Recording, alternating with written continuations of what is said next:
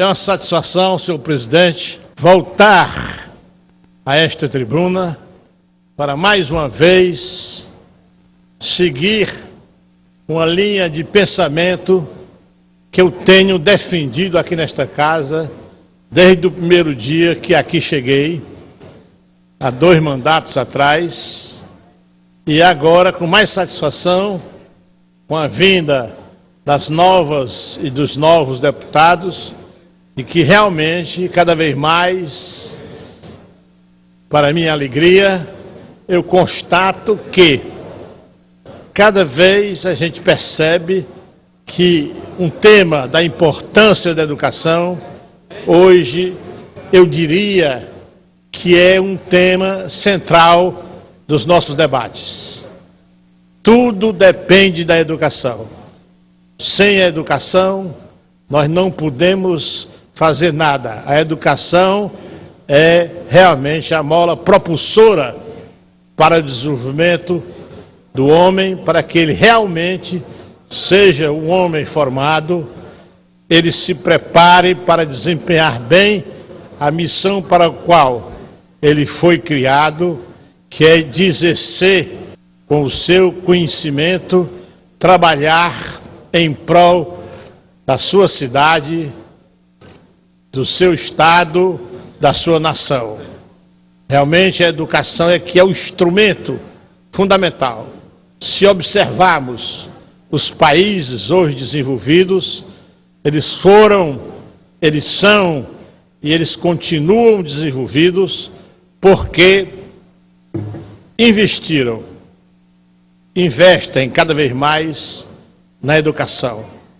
A educação é a conditio sine qua non para que o homem realmente complete a sua formação, se torne homem, se torne mulher, porque sem a educação nós temos pessoas analfabetas e que vivem... Professor Teodoro Ferreira Aragão, quando o senhor puder.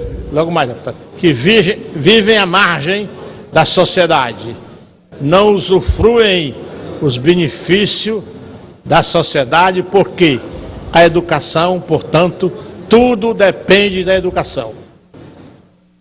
É o caminho e é, portanto, a nossa necessidade primeira. Felizmente, eu tenho constatado que nós avançamos não na medida que deveríamos avançar para recuperar cada vez mais o tempo perdido, dado o fato da nossa própria formação histórica e a quantidade ainda de brasileiros que permanecem à margem, de analfabetos, porque o país, enquanto país, a nação, o Estado brasileiro não cuidou e, a meu ver, ainda não cuida suficientemente daquilo que é mais importante, a educação. E nós sabemos que houve uma evolução, sobretudo uma evolução nesses últimos 30 anos, e que nós devemos, por dever de justiça, reconhecer que houve essa evolução, mas essa evolução ainda é pequena, porque o Brasil não acompanhou o que os outros países, mesmo países da América Latina, investem, estão à frente do Brasil, porque o Brasil considerou outras coisas mais importantes do que a educação de uma maneira errada. Daí porque eu acho que esse debate, e agora mesmo eu acabei de acompanhar o discurso do deputado Elmano e de tantos outros que também se refere à educação com carinho e se refere à educação como uma necessidade fundamental de cada ser humano. Eu tenho a satisfação de passar a palavra ao nobre deputado Ferreira Aragão. Professor Teodoro, é sempre um prazer aparteá-lo pela sua inteligência, pelo que o senhor representa nessa casa e nunca negou isso. Desde que o senhor chegou aqui, já se dedicou, puxou e empunhou a bandeira da educação e defende. Todo comentário do senhor tem teor de educação, eu acho isso maravilhoso. Também sou um defensor ardoroso de educação. Eu acho que a educação é razão de tudo. Para você, sabe, educação em todos os setores. Educação religiosa, educação política, educação propriamente chamada de educação, enfim. Eu estava vindo para cá, para a Assembleia, e passei em cima daquele viaduto ali, da Antônio Salles com Antônio Salles com o Engenheiro Santana Júnior. E vi, eu sou um crítico mesmo, do trânsito de Fortaleza. Faço crítica aqui, faço ali, faço acolá. Nosso trânsito é caótico, eu acho até que algumas coisas erraram. Falar de educação, professor, educação de trânsito também. Os benefícios que esse viaduto trouxe à população. E se a gente voltar um pouquinho a fita, a gente vai ver gente nua lá no Cocó. Tem um Luzão que andava aqui no Parque do Cocó, que foi preso em Fortaleza, e um mês depois, professor, por falta de educação, já que nós estamos falando de educação, ele foi preso lá no Ibirapuera, em São Paulo, fazendo manifestação também. Gente fumando maconha lá, gente se revoltando lá contra esse viaduto. E nós fomos a favor, e a população a favor, e melhorou o trânsito da aldeota, dando rapidez no trânsito. Embora eu critique alguns pontos do trânsito em Fortaleza, mas foi uma perfeitoria. Tudo isso, professor, é falta de educação. Educação no trânsito, educação política, educação religiosa, educação na sala de aula. Parabéns, professor. E dizer, quanto mais se investir em educação, quanto mais a gente for por aí, nós vamos combater insegurança, que você é uma pessoa educada, não vai entrar no mundo da droga. Enfim, todas essas mazelas sociais que nós vivemos hoje, professor, se a gente tivesse educação em tudo isso, a nossa vida com certeza seria bem melhor, não tenha dúvida. Parabéns, professor. Muito obrigado, meu caro deputado. E queria, dando continuidade a essa discussão, eu queria me referir a uma pessoa, um brasileiro, que eu tenho constantemente trazido o seu pensamento para que a gente possa aqui discutir, que é do nosso senador Cristóvão Buarque. Ele deu recentemente uma entrevista ao jornal Zero Hora do Rio Grande do Sul, publicada no último domingo, dia 1º de março, que faz um retrato da educação brasileira. Ele chama a atenção para um ponto crucial, que se resume no título da entrevista: o povo brasileiro não dá importância à educação. Gostaria de discutir alguns pontos destacados pelo senador, que tem sua vida profissional e política ligada à defesa da educação. Desde quando foi reitor da UNB, governador e como senador, tem sido uma constante de sua vida de defender intransigentemente a educação.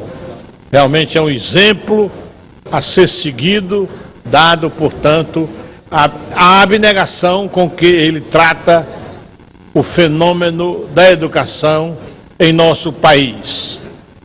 Portanto, ex-reitor, ex-governador e ex-ministro da Educação, Cristóvão Buarque, que chegou a concorrer à presidência da República, é senador do PDT. Deputado Teodoro, uma parte, por favor. Deputado Carlos Felipe. Logo mais, fez seu doutorado em Economia na Universidade de Sorbonne, em Paris. Lá ele viveu exilado 9 anos para escapar da ditadura militar. Na volta, deu início à sua vida pública voltada ao combate do analfabetismo e da má qualidade das escolas brasileiras. Tenha a bondade, deputado Carlos Felipe. Eu gostaria, deputado professor Teodoro, de me somar a Vossa Excelência nessa referência do nosso senador Cristóvão Buarque, a referência que ele foi no país, a história, o seu trabalho enquanto nos diversos cargos que exerceu nesse país, a sua vitoriosa experiência no governo, quando esteve na frente do governo, e me somar também o senhor que é um defensor da educação, o senhor que a sua vida toda se confunde com a educação desse Estado. Tenho certeza que Vossa Excelência hoje está feliz com essas notícias que chegaram à população cearense, com os novos cursos de medicina, com a compreensão da Universidade Federal com relação ao aumento, com esse momento de expansão de ensino superior no Estado de Ceará, que o senhor, na verdade, através da UVA, uma grande parte das pessoas tiveram licenciatura e são hoje professores desse Estado. Eu, como prefeito, pessoalmente, acompanhei a importância da UVA em todo o Estado, não só no Estado de Ceará, mas em todo o Brasil. Eu queria dizer que nós estamos ao seu lado, nessa grande luta do povo brasileiro, que é transformar esse país através da educação. Parabéns, nobre deputado. Eu gostaria de agradecer ao meu caro deputado Carlos Felipe, dizer da admiração que eu tenho por seu trabalho.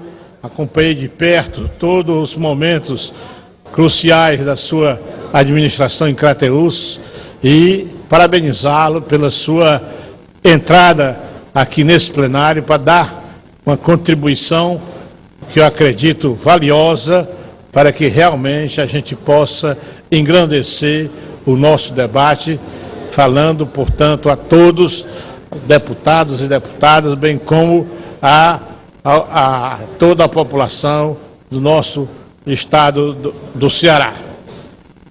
O nosso senador, ele fala sobre a evolução da educação.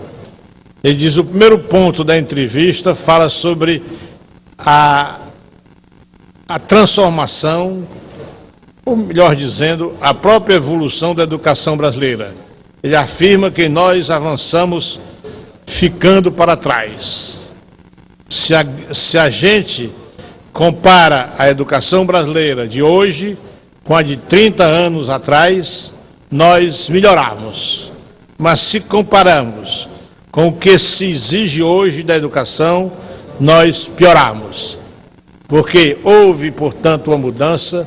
Eu mesmo sou testemunho pelo trabalho que tem sido feito aqui no Ceará e, sobretudo, na minha cidade de Sobral, que houve uma evolução e também uma evolução muito grande durante o mandato do nosso governador e hoje ministro Cid Gomes. É inegável a evolução que o Ceará teve, sobretudo com o mandato do nosso governador, mas também há mais tempo, nesses últimos 30 anos, você observa, bem da verdade, que houve uma evolução. Mas nós temos ainda alguns problemas crônicos que não deveriam mais existir.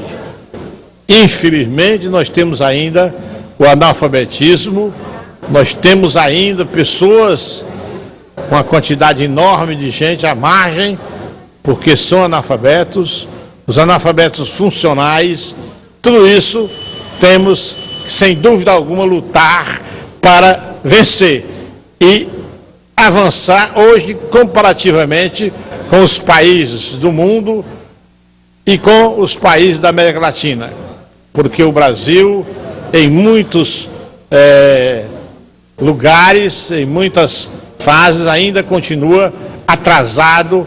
Por exemplo, no caso aqui, já tratado aqui nessa casa, o caso do ensino médio. É inadmissível que a metade não consiga terminar o ensino médio, que dá continuidade ao ensino fundamental. É um ponto de estrangulamento que, felizmente, o governo federal já está consciente e vai já com um grupo de deputados. Sem dúvida alguma, eu acredito que nós vamos melhorar, mas temos que ver o momento presente e investir mais na educação. Ainda se investe pouco e se investe de uma maneira desigual. Se pegarmos qualquer assunto, notadamente na nossa área, que você observa da desigualdade tremenda, injustificável entre os estados. Os estados do Sul são imperialistas no que diz respeito, sobretudo na área de educação, que diz respeito à relação com os demais estados. Isso por culpa do governo federal, é coisa quase histórica.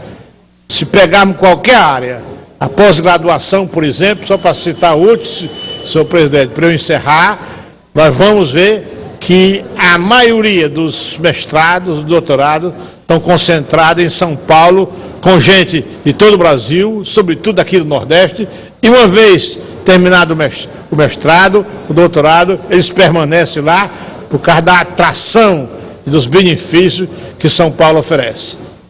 Eu gostaria, portanto, senhor presidente, de encerrar o meu pensamento. Em outra oportunidade, darei continuidade ao que realmente me preparei para falar hoje. Muito obrigado.